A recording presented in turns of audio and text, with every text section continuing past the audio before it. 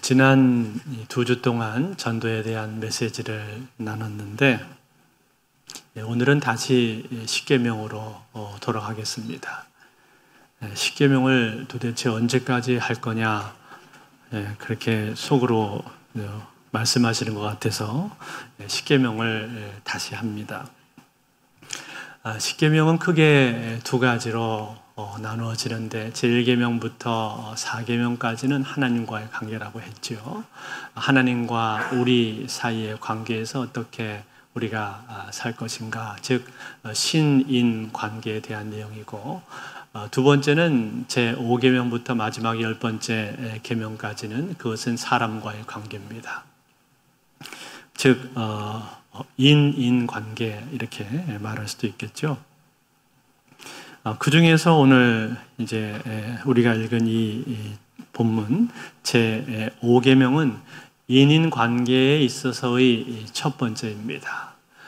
그러니까 여러분 사람들과의 관계에 있어서 가장 첫 번째 위치에 이게 있다는 것은 뭘 의미하겠습니까? 부모와 자녀와의 관계라고 하는 것이 얼마나 중요한가? 그것은 모든 인간관계에 있어서 기본이 된다라는 것을 지금 보여주고 있는 거죠. 여러분 실제로 그렇지 않습니까? 가정에서 부모와 자녀와의 관계를 제대로 배우지 못한 사람은 사회에 나가서도 사회생활 하기가 쉽지가 않습니다. 어른을 향해서 공경하는 법, 또 고운말 쓰는 법, 인사하는 법 등등 이런 기본적인 예의 범절을 배우지 못한 사람은 사회에 나가서 생활할 때 많은 어려움들을 겪게 되는 거죠. 이런 기본적인 예의 범절들은 다 어디서 배우게 되는 것입니까? 이것은 가정에서 배우게 되는 것입니다. 여러분, 우리는 가정에서 부모와 자녀의 관계를 통해서 나 자신의 모습을 보게 되어 있습니다. 그래서 그 속에서 나의 잘못된 습관도 고치고, 때로는 부모로부터 꾸중도 듣고 질책도 받고 또 훈계를 들어가면서 내 모습이 점점 바르게 갖춰져 가는 것이죠. 그 과정 가운데 어떤 때는 내가 하고 싶은 일도 하지 않고 참아야 할 때가 있는 것이고, 또 하기 싫은 일을 내가 억지로 해야 되는 그러한 때도 있습니다. 그런가 하면 기다려야 하는 순간도 있고, 또 어떤 때는 절제를 해야 되고 어떤 때는 양보를 해야 됩니다. 이런 것들을 배우게 되는 거죠. 이것을 다 어디서 배우는 겁니까? 가정에서 배우게 되는 것입니다. 때문에 부모와 자녀와의 관계라고 하는 것은 이처럼 가장 기본적이고 가장 중요한 관계입니다. 이것이 온전히 이루어질 때 우리는 건강한 인간 관계를 맺을 수가 있는 것이죠. 그런데 최근에 뉴스에 보니까 이러한 것들이 제대로 이루어지지 않음으로 말미암아 일어나게 되는 많은 일들을 우리가 보게 됩니다. 얼마 전에 초등학교 선생님들이 연달아서 목숨을 끊는 안타까운 그런 사건들이 있었는데요. 그것을 분석을 하면서 뉴스에 나오기를 학부모들로부터 교사에게 이루어진 갑질에 대해서 재조명이 되었습니다. 그 중에 한 선생님은 학부모로부터 이런 편지를 받았다고 합니다. 우리 아이는 왕의 DNA를 가진 아이입니다. 때문에 왕자에게 말하듯이 듣기 좋게 돌려서 말해도 다 알아듣습니다. 하지 마, 안 돼, 그만 등 제지하는 말은 절대 하지 말아주세요. 또래와 갈등이 생겼을 때는 철저히 이 아이의 편을 들어주세요. 칭찬은 과장해서 사과는 자주 또 진지하게 해야 됩니다. 이런 요구를 했다는 거예요. 이런 식으로 자기 아이를 대할 때 이렇게 대해달라는 요구를 선생님에게 했다는 겁니다. 여러분, 이러한 일들, 이러한 말도 안 되는 일들이 어떻게 해서 생기게 되는 것입니까? 이것은 무조건 자기 아이가 최고이고 자기 아이만을 떠받들어 주기를 바라는 마음 때문에 이러한 일들이 생기는 거 아닙니까? 그런데 여러분 생각해 보세요. 과연 이렇게 해서 아이를 키우면 이 아이가 올바르게 성장할 수가 있겠습니까? 아니요. 그렇지 않죠. 이 아이는 어른을 공경하는 법도 제대로 배우지를 못할 것이고 또 친구들을 존중하는 법도 배우지를 못할 것입니다. 오직 자기만 아는 천상천하 유아 독존의 그런 이기적인 아이가 될 수밖에 없는 것이죠. 때문에 여러분 이런 의미에서 볼 때에도 오늘 이 5계명은 대단히 중요할 수밖에 없는 것입니다. 오늘 본문에 5계명이 나오고 있는데 오늘 5계명에서 이렇게 말씀을 해주고 있습니다. 우리 한번 같이 읽어볼까요? 12절 말씀을 한번 다시 읽겠습니다. 시작. 내 부모를 공경하라.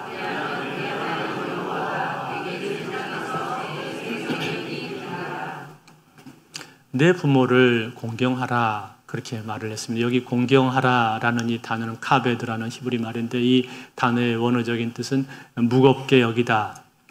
그런 뜻입니다. 즉 부모님에 대해서 가볍게 여기지 않고 무겁게 여기라는 거예요. 중요하게 생각하고 귀하게 여기라라는 말씀을 하고 있는 겁니다. 여러분 우리가 나이가 점점 들어가면서 자기 배우자 또 자기 아이들 중심으로 가족이 형성되고 이루어지다 보면은 자칫 우리 부모님들에 대해서 소홀하게 되기가 쉽습니다. 그렇지만 여러분 생각해 보세요. 부모님들이 없다면 오늘 내가 이 자리에 있겠습니까? 그렇지 않죠. 부모님이 계시기 때문에 내가 오늘 이 자리에 있는 겁니다. 부모님이 나를 낳아주시고 길러주시고 부모님이 사랑과 헌신으로 나를 길러주셨기 때문에 오늘 내가 여기에 있는 것 아닙니까?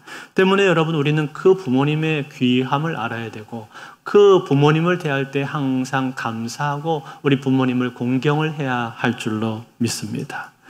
이런 이야기가 있습니다. 어느 마을에 어머니와 아들이 살았습니다. 하루는 아들이 멀리 일을 보러 나갔습니다. 저녁 5시 전에는 돌아오겠다라고 말을 했는데 그런데 5시 반이 지나도 아들이 오지를 않는 거예요.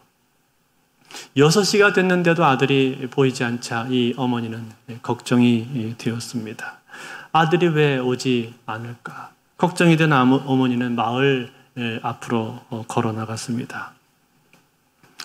아들의 모습이 보이지 않자 여기서는 아들을 볼 수가 없는데 저 멀리까지 바라보려면 높은 곳에 가서 봐야 되는데 마침 옆에 나무가 있는 것을 보고 그 나무에 기어오르기 시작합니다. 엉금엉금 겨우겨우 나무 위로 기어 올라간 어머니는 그 나무 위에서 아들이 돌아와야 될 길을 바라보고 있습니다. 눈이 빠지도록 보고 있는데 저 멀리서 아들의 모습이 보이기 시작을 하는 거예요. 아들이 걸어오는 모습이 보였습니다. 그 모습을 보고 너무나 기뻐서 이 어머니는 그 아들을 향해서 손을 흔들었습니다. 이 광경, 이 사랑스럽고 정성스러운 광경, 이 광경을 한자로 뭐라고 표현을 하는지 아십니까? 친자입니다. 친자, 친할 친자.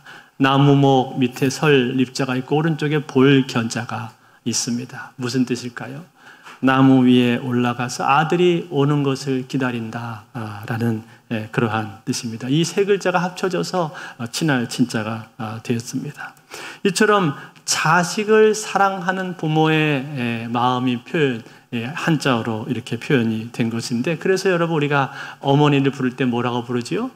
모친 그렇게 부르지요? 또 아버지를 부친 그렇게 부르지 않습니까? 그 친할 친자를 그래서 거기다가 우리가 쓴단 말이에요. 그리고 부자 유친이라고 하는 이 말은 이것은 부모와의 자녀 간의 관계에 있어서는 그 안에 부모의 사랑이 들어있고 그리고 그 가운데에는 자녀들이 해야 될 마땅한 도리가 있다. 그런 뜻입니다. 이처럼 여러분 우리 부모님 우리하고 가장 가까운 분이면서 동시에 가장 중요한 분이십니다. 그렇기 때문에 여러분 성경에 보면은 예수님께서도 예수님께서도 부모님을 대할 때 어떻게 대하셨는가? 어려서부터 예수님 부모님은 공경을 하셨습니다. 누가복음 2장 51절에 보면은 이런 내용이 나옵니다. 예수께서 함께 내려가사 나사렛에 이르러 순종하여 받드시더라. 그 어머니는 이 모든 말을 마음에 두니라. 나사렛에서 성장하실 때 어떻게 하셨다고 했습니까? 어머니께 순종하여서 받드셨다. 그렇게 말씀해 줬죠. 여러분, 성경에 예수님이 어렸을 적 기사가 많이 나오지 않습니다만, 그러나 이 짧은 한 구절만 봐도 우리는 예수님께서 부모님을 어떻게 대하셨는가 하는 것을 우리는 금방 알 수가 있습니다. 예수님은 부모님에 대해서 공경하시고 순종하셨습니다. 뿐만 아니라 마지막 십자가에 달려 죽으실 그때에도 그 제자를 향해서 어떻게 말씀하셨습니까? 어머니를 부탁하시는 내용이 나오죠. 요한복음 19장 26절, 27절인데 우리 한번 같이 볼까요? 같이 한번 읽어보겠습니다. 시작. 예수께서 자기 어머니와 사랑하시는 제자가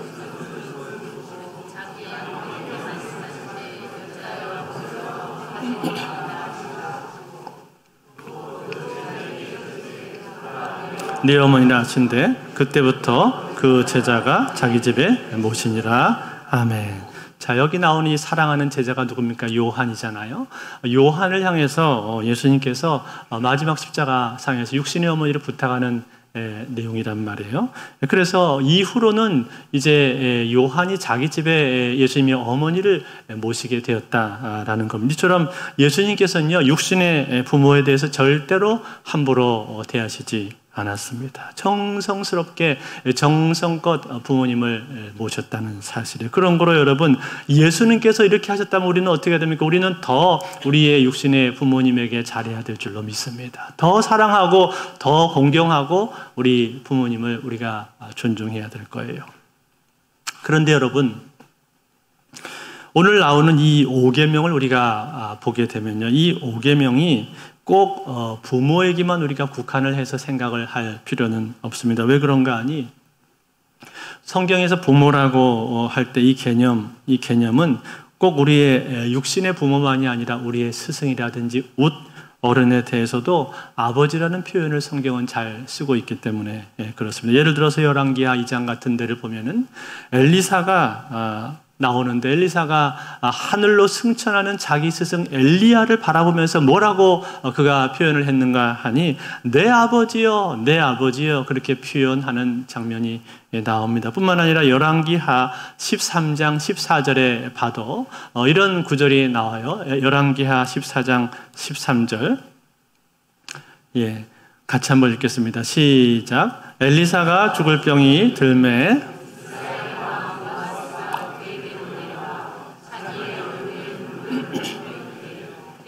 내 아버지여, 내 아버지여, 이스라엘의 병거와 마병이여 하며. 자, 이렇게 말하면서 요아스는 또 엘리야에게 내 아버지여, 내 아버지여, 그렇게 고백을 한단 말이죠. 무엇을 말해주는 거? 이스라엘 사람들에게 있어서 아버지라는 개념은 꼭 육신의 아버지만이 아니라 자기 스승도 아버지가 될 수가 있고, 자기 윗 어른도 아버지라고 그렇게 부르기도 한다는 거예요. 때문에 스승이나 윗 어른을 대하는 태도 역시 이것과 같아야 된다라고 말할 수 있는 겁니다. 이런 면에서 볼 때 여러분, 웨스트민스터 소요리 문답은 참 의미가 있는데, 웨스트민스터 소요리 문답 제27과 64문에 보면은 이런 내용이 나옵니다. 무엇이 제5계명에서 요구됩니까? 이렇게 질문을 던져놓고는 여기에 대한 대답을 뭐라고 해 주었는가 하니 이렇게 대답을 했어요. 한번 잘 들어보세요. 제5계명은 상급자, 하급자, 그리고 동급자로서 갖는 지위와 관계 속에서 각자에게 속하는 그 영예를 유지하고 그 의무를 수행할 것을 요구합니다. 이렇게 이 웨스트민스터에서는 기록을 해주고 있습니다. 무슨 말일까요? 이 제5계명이 함유하고 있는 그 내용이 꼭 부모뿐만 아니라 상급자, 하급자, 심지어는 동급자에 대한 내용, 동급자의 관계까지도 다 포함하고 있다라는 내용입니다. 왜 그럴까요? 하나님 앞에서 모든 인간은 다 동등하고 평등하지 않습니까? 우리는 하나님의 형상으로 지음을 받았기 때문에 누가 더 우월하고 또 열등한 것이 없습니다. 따라서 모든 사람은 다 그리스도를 경외함으로 피차 복종하라라고 말씀하셨던 이 에베소서의 말씀처럼 우리는 피차 서로 간에 복종할 수가 있어야 한다라는 거죠. 여러분, 하나님 이러한 기본적 가치 아래서 각 사람을 다른 사람들과의 관계 속에서 태어나게 하셨습니다. 예를 들어서 아담과 하와는 가인과 아벨을 낳았죠. 가인과 아벨 입장에서 보면은 아담과 하와 그 부모를 그들이 선택할 수는 없는 겁니다. 그런데 여러분, 일단 이렇게 관계가 형성이 되고 나면, 관계 설정이 되고 나면은 그 관계를 유지하기 위해서는 반드시 필요한 것인데 그게 바로 질서입니다. 질서. 이 질서에 대해서 성경은 말하기를 남편과 아내, 그리고 아비와 자녀, 상전과 종 등 이런 관계들의 예를 들면서 이 관계 가운데 각자가 취해야 할 태도가 있다. 그렇게 성경은 우리에게 말씀을 해주고 있습니다. 이것을 우리가 뭐라고 부르는 거 아니 소위 동등 속의 질서다. 이렇게 말을 할 수가 있어요. 즉 서로 인격은 동등하지만 그러나 그 관계나 관계 가운데서는 질서가 있다는 거예요. 마치 성부, 성자, 성령 하나님께서 그 본질에 있어서 서로 동등하지만 그 관계나 위격에 있어서 질서가 있듯이 사람들도 역시 본질적으로 서로 동등하지만 그 관계 가운데는 질서가 있다는 거예요. 그리고 그 질서에는 거기에 걸맞는 태도가 요구가 된다는 사실입니다. 우리는 이것을 인정해야 된다는 거, 인정하면서 그러한 전제 위에서 행동을 해야 한다라는 사실입니다. 그러면 여러분, 그 중에서 그 여러 관계 중에서 제일 첫 번째 관계는 어떤 관계가 있는가 하니 내가 하급자로서 관계를 몇 대가 있습니다. 저는 가정에서 두 아들의 아빠입니다. 그리고 한 아내의 남편이고 교회에서는 담임 목사고, 그리고 노예에 가면은 제가 사회부 부장을 하다가 지금은 규칙부 서기 역할을 하고 있습니다. 제가 원하든 원하지 않든 제가 점점 나이가 들어가면서 저는 상급자의 위치에 서게 되는 때가 많아지고 있습니다. 그러면서 하급자의 위치에 있을 때하고는 다른 것을 느끼게 되는데, 그것은 하급자의 위치에 있을 때 어떻게 해야 되는가 하는 것을 더 보게 되는 거예요. 예를 들어서 부모와 어린 자녀가 논쟁을 할 때는 대부분 부모의 말이 옳습니다. 또 교수와 학생이 교과 내용을 가지고 토론할 때에도 대부분 교수의 말이 옳습니다. 뿐만 아니라 탁구 1부의 고수와 탁구 7부의 하수가 탁구 기술에 대해서 논할 때는 대부분 다 고수의 말이 옳습니다. 우리 교회도 보니까 지금 탁구 고수들이 몇 분 계신 걸로 제가 알고 있는데, 그런데 여러분, 탁구 고수하고 같이 탁구에 대해서 논쟁하면 결국은 탁구 고수 말이 옳게 되어 있다라는 거예요. 왜냐하면 그 고수는 고수가 되기까지, 즉 상급자가 되기까지 많은 시간과 노력과 에너지를 거기에다가 들인 거예요. 그러한 경험과 노하우가 농축이 되어야만 그 위치에 오를 수가 있기 때문에 그렇다 라는 거죠. 때문에 하급자가 상급자에게 가져야 될 마땅한 태도는 무엇입니까? 그것은 상급자의 실력과 경험과 위치를 존중하고 거기에 대한 합당한 존경의 마음, 존경의 언행을 가져줘야 되는 거죠. 그러면 상급자는 그러한 하급자의 마음과 태도를 확인하게 될 때 대단히 그 마음이 기쁘고 뿌듯하게 됩니다. 그러면서 그 하급자에게 더 많은 것을 해주고 싶어지게 되죠. 결국은 하급자에게 더 큰 유익으로 갈 수밖에 없다는 거. 여러분, 다른 데서 볼 것 없이 여러분과 가장 가까이 있는 가정의 예를 한번 생각을 해 보시기를 바랍니다. 부모는 자기 이 자녀에게 자기 자신의 인생의 경험과 지혜를 총동원해서 자기 자녀들을 돕고 싶어 합니다. 그래서 만약에 부모가 무엇인가를 자기 자녀에게 제안을 했다면 그것은 필경 자녀를 위하기 때문입니다. 자녀를 위하는 마음에서 그러한 제안을 한단 말이에요. 그렇지만 자녀는 쉽게 그 부모의 말을 받아들이지 못합니다. 부모의 말이 틀렸다 라고 생각을 한다든지 혹은 옳다 생각하더라도 다른 것들의 마음을 많이 빼앗겨서 그 제안을 거부하는 경우가 많습니다. 저희 집에도 아이가 둘이 있는데 부모가 뭔가를 제안을 했을 때 그거를 그렇게 쉽게 잘 받아들여 주지 않습니다. 그래서 뭔가 어디를 가자고 할 때도 그것도 쉽지가 않아요. 그런데 나중에 보면은 결국 그걸 하고 나면은 뭐라고 얘기를 하는 거니? 거기를 갔다 와서 너무 좋았다 이런 얘기들을 많이 한단 말이에요. 이런 피드백을 많이 해준단 말이에요. 뭘 말해주는 거? 이처럼 부모는 최선을 다해서 자녀를 도우려고 한단 말이죠. 그런데 이 제5계명을 인정하는 사람은 그 부모의 권위를 인정해서 그 제안을 따를 수가 있는데 이것을 인정하지 않는 사람은 그렇지 못할 때가 많습니다. 그리고 나서 이제 몇 달 혹은 몇 년의 시간이 흘러가게 되었을 때 그때는 그 조언과 제안이 얼마나 합리적이고 지혜로웠던가를 비로소 뒤늦게 확인을 하게 되는 거죠. 물론 여러분 상급자라고 해서 항상 옳은 것은 아닙니다. 상급자도 때로는 자기 욕심이라든지 인간적인 편견에 사로잡혀서 잘못된 판단할 때도 있습니다. 그렇지만 여러분 그 위치에 오기까지는 많은 노력과 시간과 에너지를 들여서 희생을 들여서 거기까지 왔다는 사실을 기억을 해야 됩니다. 그것에 대한 존중과 존경의 마음이 필요하다는 거예요. 제가 참 너무나 참 부족한 사람인데 교회에서 여러 가지 실수나 허물이 참 많습니다. 그런데도 불구하고 그러한 제 모습을 보면서 쉽게 다그치거나 혹은 질책하지 않고 사랑으로 포근하게 감싸주시는 성도들을 만나게 될 때 또 기다리면서 인내하는 성도들의 모습을 제가 볼 때 제 마음 가운데 굉장히 감사하고 또 미안한 마음이 듭니다. 그리고 고마운 마음이 많이 들면서 내가 어떻게 하면 이 성도들을 향해서 더 사랑을 베풀 수 있을까? 어떻게 하면 더 많은 걸 줄 수 있을까? 그런 것들을 생각을 하는 제 모습을 보게 되는 거죠. 그런가 하면 여러분 두 번째입니다. 두 번째로 내가 하급자가 아니라 상급자의 위치에서 하급자를 대하게 될 때도 있습니다. 제가 중학생이었을 때 우리 반은 한 반의 학생 수가 60명이 넘었습니다. 그래서 과연 선생님이 내 이름을 아실까? 그거를 궁금해했던 때도 있었어요. 그러다가 선생님이 어느 날 내 이름을 알아주고 불러주면 그것만으로도 그렇게 기분이 좋더라고요. 실제로 여러분 한 선생님이 한 반에 끼치는 영향력이라고 하는 것은요. 그것은 그 학생 60명을 다 합친 것보다 결코 작지 않습니다. 초등학교의 경우는 더하죠. 선생님하고 보내는 시간들이 더 많으니까 영향력이 더 큽니다.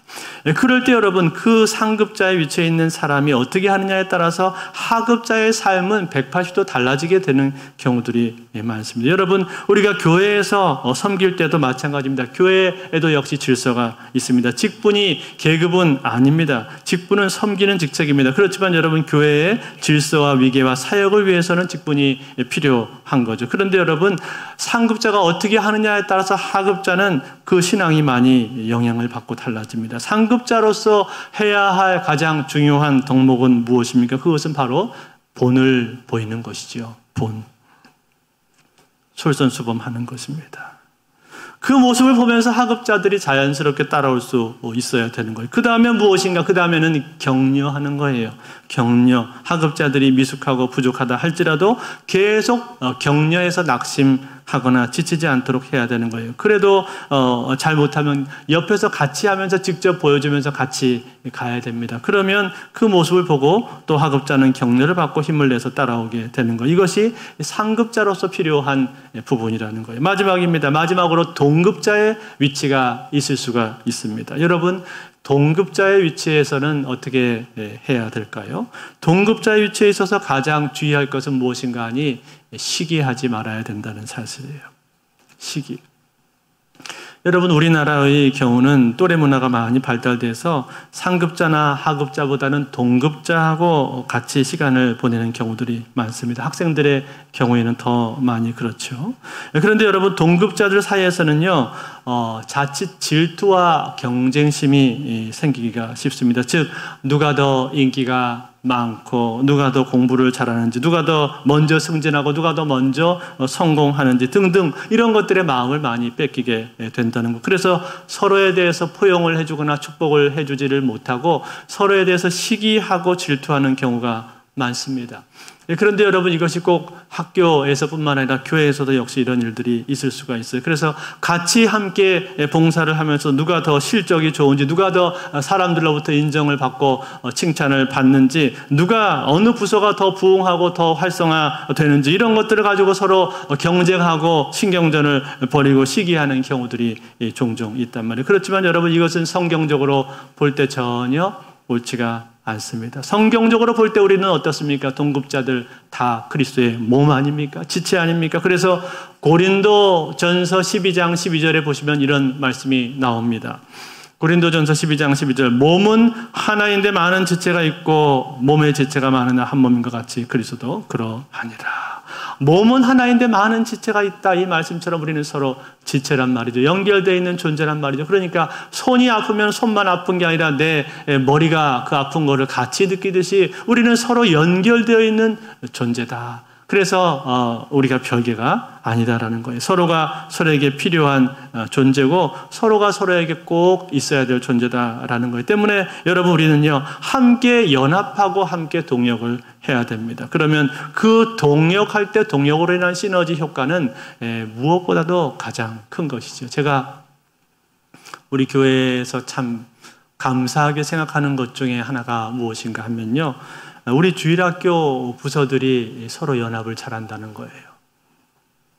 그래서 교육부 헌신 예배 드릴 때도 보면은 같이 모여서 서로 그렇게 같이 찬양으로 연합하는 모습을 제가 볼 때 참 감사하게 생각합니다. 뿐만 아니라 우리 초등부나 어하나 같은 경우는 지금 한 공간을 같이 공유해서 쓰고 있는데, 같이 한 공간을 쓰면서도 단 한 번도 거기서 큰 소리 난 적이 없습니다. 늘 서로에 대해서 배려하고 양보하고 하면서 아름답게 서로 동역해가는 그 모습을 볼 때 제 마음속에 얼마나 감사한지 모릅니다.